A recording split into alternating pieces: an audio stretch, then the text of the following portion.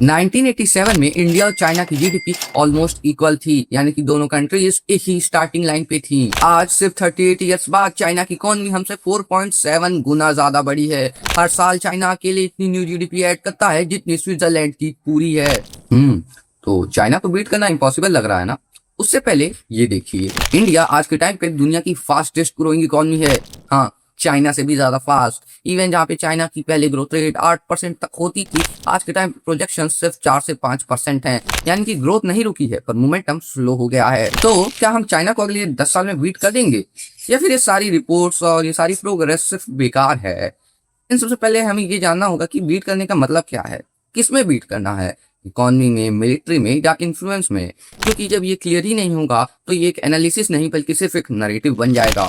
इस वीडियो में हम यही देखेंगे कि बीट करने का मतलब है क्या, कहाँ पे आने वाले 10 सालों में चाइना को बीट करना स्ट्रक्चरली अनरियलिस्टिक है, और कहाँ इंडिया कम्पीट कर सकता है। और इतना ही नहीं, ये भी देखेंगे कि रियल कंपटीशन के लिए सिस्टम लेवल पे कौन से चेंजेस लाने पड़ेंगे। देखिए, नेशनल पावर के 5 मेजर पिलर्स होते हैं। यही वो जगह होती हैं जहाँ कंपैरिजन सबसे ज्यादा मैटर करता है। जीडीपी यानी कि किसकी इकोनॉमी बड़ी है, मैन्युफैक्चरिंग यानी कि ग्लोबल मैन्युफैक्चरिंग में कौन ज्यादा शेयर करता है, टेक्नोलॉजी यानी कि आर&डी और इनोवेशन कितना हो रहा है, मिलिट्री यानी कि स्पेंडिंग और पावर प्रोजेक्शन किसका ज्यादा है, ग्लोबल इन्फ्लुएंस यानी कि एशिया में एक्चुअली मैटर कौन करता है। इस वीडियो में हम दो चीजों को अलग रखेंगे। पहला वो जहाँ पे आने वाले 10 सालों में गैप क्लोज करना पॉसिबल नहीं है, और दूसरा वो डायरेक्शन जहाँ पे इंडिया सच में आगे बढ़ रहा है। क्योंकि अगर दोनों को एक में मिला दिया तो या तो हाइप रह जाएगी या फिर होपलेसनेस। पहले हमें ये समझना होगा कि चाइना का इतना आगे होना कोई ओवरनाइट सक्सेस नहीं है, बल्कि कंपाउंडिंग स्टोरी है डेकेड्स की। 1950s में किसी भी रिफॉर्म से पहले सोवियत यूनियन ने चाइना को हैवी इंडस्ट्रीज बिल्ड करने में मदद की, चाहे स्टील मिल्स हो या मशीन फैक्ट्रीज। उसके बाद 1978 में जब डेंग सियाओपिंग ने रिफॉर्म्स लाए, चाइना ऑलरेडी एक इंडस्ट्रियलाइजिंग सोसाइटी था, पर इंडिया तब भी एक एग्रीकल्चरल नेशन था। डेंग का मॉडल कुछ इस तरीके से था कि उन्होंने सब कुछ एक साथ नहीं खोला, स्ट्रेटेजिक सेक्टर्स को स्टेट के कंट्रोल में रखा, वहीं लाइट इंडस्ट्री और एक्सपोर्ट्स को लिबरलाइज किया, ग्रेजुअल और कैलकुलेटेड, जो कि पोस्ट सोवियत स्टेट्स की तरह कोलैप्स नहीं हुआ।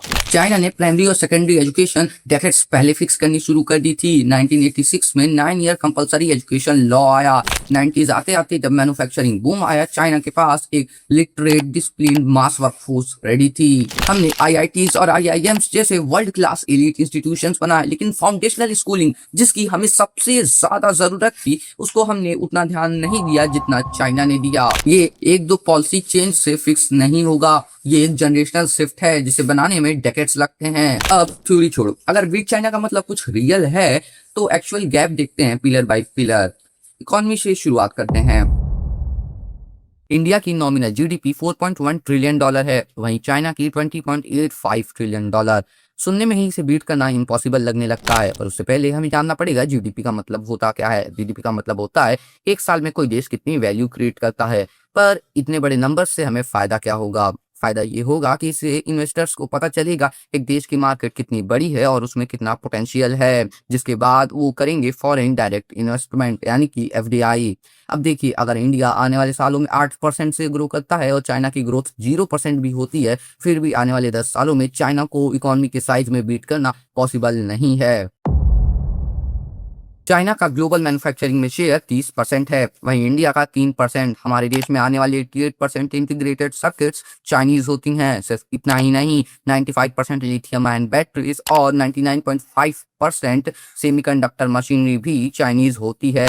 चाइना का रॉ मटेरियल्स पे भी काफी अच्छा कंट्रोल है। इसका मतलब हम मैन्युफैक्चरिंग को कर रहे हैं, पर चाइना के बल पे, चाइना डिपेंडेंट होके।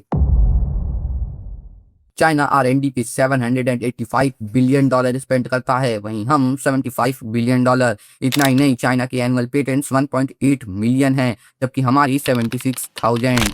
इवन चाइना में 44 सेमीकंडक्टर फैब्स अंडर कंस्ट्रक्शन हैं, जबकि हमारे यहाँ सिर्फ एक। आपको पता है इंडिया अपनी जीडीपी का कितना परसेंट आर&डी पे स्पेंड करता है? 0.7। वहीं अगर हम चाइना से इसे कंपेयर करते हैं तो वो है 2.8, यानी कि रफली हमसे 4 गुना ज्यादा।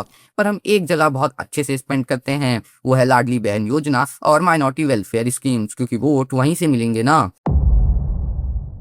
इंडिया की पेटेंट फिलिंग्स हर साल 19% पर ईयर के हिसाब से ग्रो हो रही हैं, जो कि मेजर नेशंस में फास्टेस्ट है और अच्छी बात भी है। पर ये चाइना की फिलिंग्स का अभी भी सिर्फ 4% है। गैप भी रियल है और ग्रोथ भी। चाइना का डिफेंस बजट हमसे 3.6x बड़ा है। डिफेंस R&D बजट हमसे 15x बड़ा है। चाइना के पास खुद के 5th जनरेशन फाइटर जेट्स हैं। फायर पावर इंडेक्स में भी चाइना हमसे ऊपर है। एम का प्रोजेक्ट का हाल हम सबको पता है। हाँ, हम ग्रोथ कर रहे हैं, हम धीरे धीरे अपने एक्सपोर्ट्स बढ़ा रहे हैं, धीरे धीरे नई टेक्नोलॉजीज बना रहे हैं।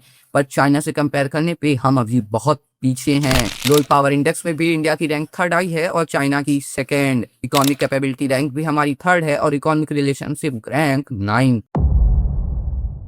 इंडिया के पास रिसोर्सेज हैं पर उन्हें इन्फ्लुएंस में कन्वर्ट करने की स्पीड नहीं। तो क्या हम हर जगह बस हार रहे हैं? नहीं, पर कैसे?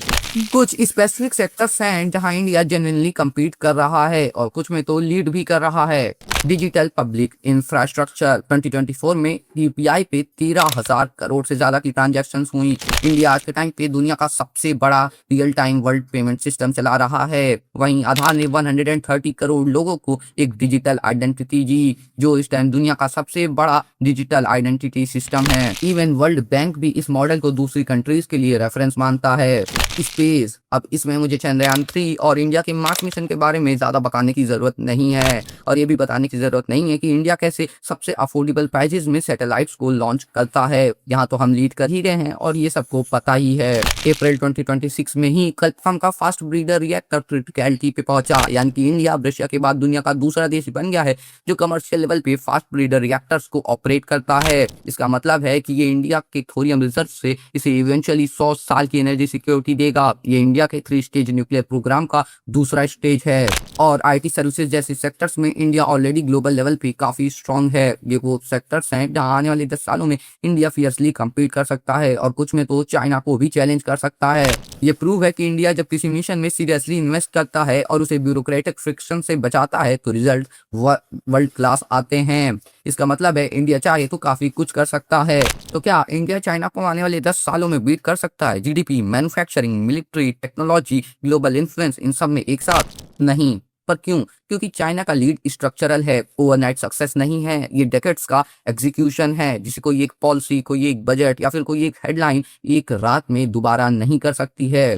10 साल में इंडिया का गोल बीट चाइना नहीं बल्कि ये होना चाहिए कि कैसे हम हर सेक्टर में अपने और चाइना के बीच के गैप को कम से कम कर सकें। हमें कुछ चीजें फिक्स करनी होंगी, जैसे state level execution, skill development और चाइनीज सप्लाई चेन पे डिपेंडेंसी। हाँ, ये सब सुनने में बोरिंग लगता है, लेकिन 1987 में भी किसी ने इमेजिन नहीं किया होगा कि चाइना हमसे 4.7 गुना बड़ी इकॉनमी बन जाएगी।